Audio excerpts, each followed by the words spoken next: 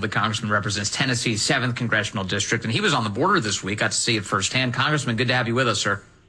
Yeah, Vince, thanks for having me on. What is going on with Alejandro Mayorkas? I see that the House is readying this impeachment process. Is it likely to take place next week?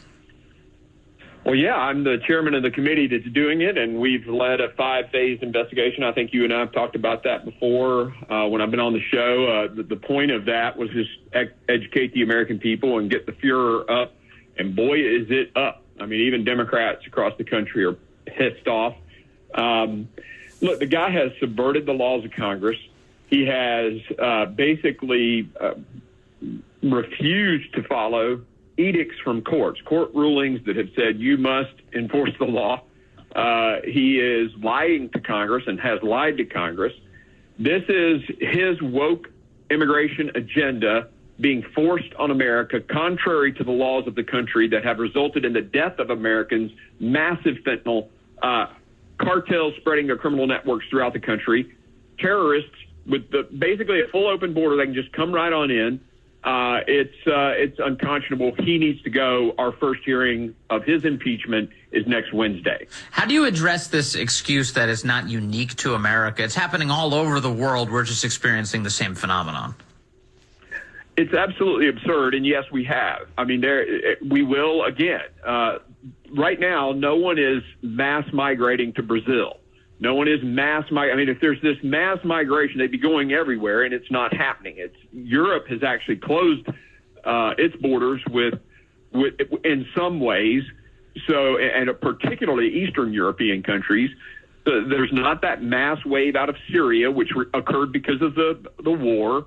That's pretty much tapered off. The only mass migration happening on the planet right now is into the United States because the door has been thrown wide open, and Mayorkas has said, come on.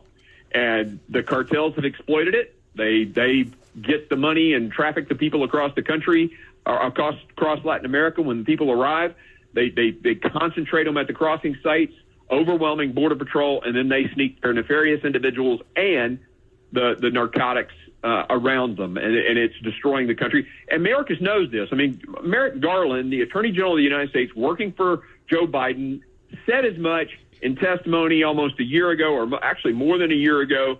And Mayorkas, 6-8 months ago, tried to deny he knew about this cartel strategy exploiting his policies. He can't not know it now. This is intentional. They want to fundamentally change the electorate in the country, and they think they can do it, and they're paying the price. They think it's worth the price, I guess. We're going to get him out of office. Yeah, it's so brazen. I mean, Mayorkas is acting like it's not my fault we have all these magnets. Really? Because you're the guy who said that being here illegally is not a basis for deportation. That's on record, Mayorkas saying that. 100%. I forget who told me this, and I quoted it in my hearing, but if there's a college town and there's a college town bar, it might have been you, Vince, I don't know, but if the guy's not carding, there'll be a line out the door for that bar. Mm-hmm. And that's essentially what we got now, and they're pouring in. It's just escalated ever since they've been in office, and it's going to continue until we implement some policies that will stop it. I don't know if there's any better example of the fact that they're trying to make it worse than the fact that they keep ordering the Border Patrol to cut open the concertina wire that Texas is laying down. Because, Mayorkas said yesterday on that interview with Brett, he said, we're trying to stop this. We've asked Mexico to enforce their southern border. We want to slow the flow of all of these people.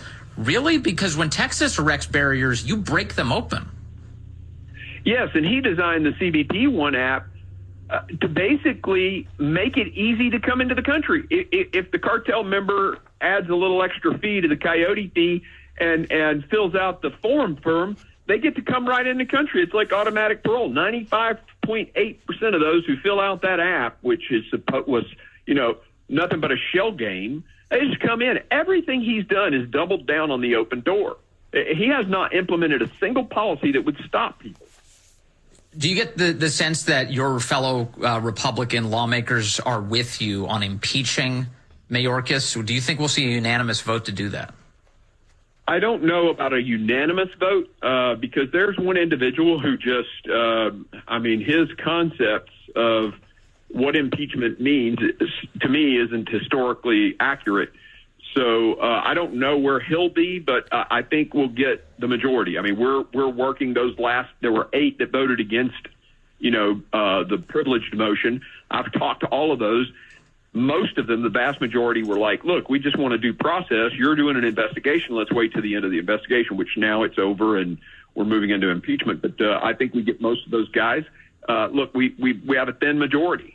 So hopefully, I'm going to go meet with a couple of Democrats and say, look, I mean, you can wear this into the election if you want to, but it's a big, ugly pile of you know what. And, how about voting with us to get rid of Mayorkas?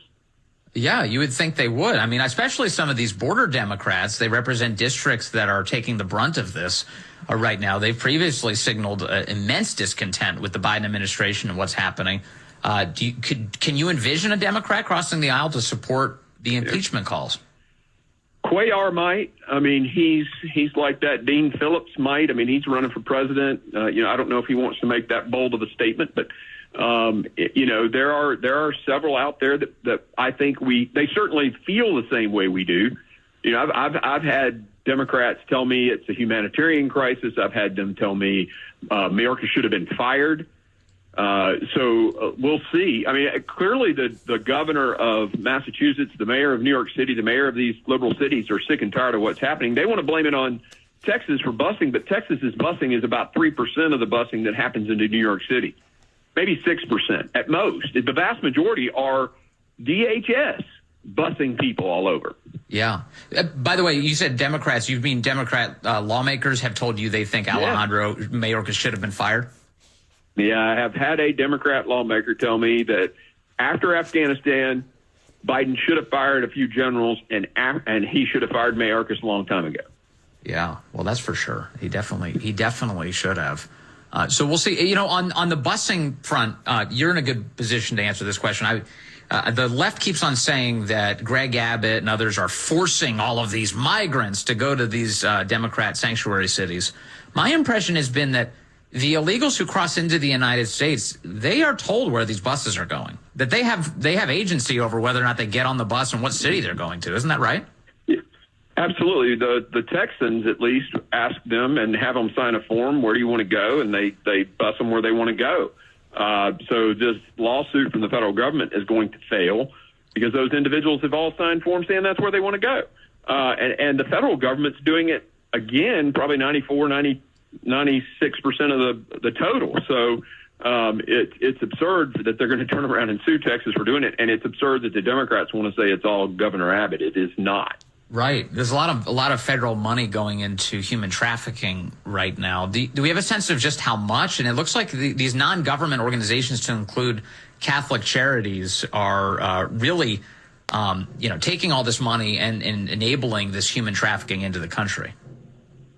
Yeah, the NGOs, and there are some NGOs that do good work, but there are some NGOs who are facilitating the human trafficking and are facilitating, these people coming, and it serves as an incentive, and so they come, and the NGOs give them food and legal advice, and then put them on a bus, and it's incentivizing this mass wave of migration that Mayorkas is talking about.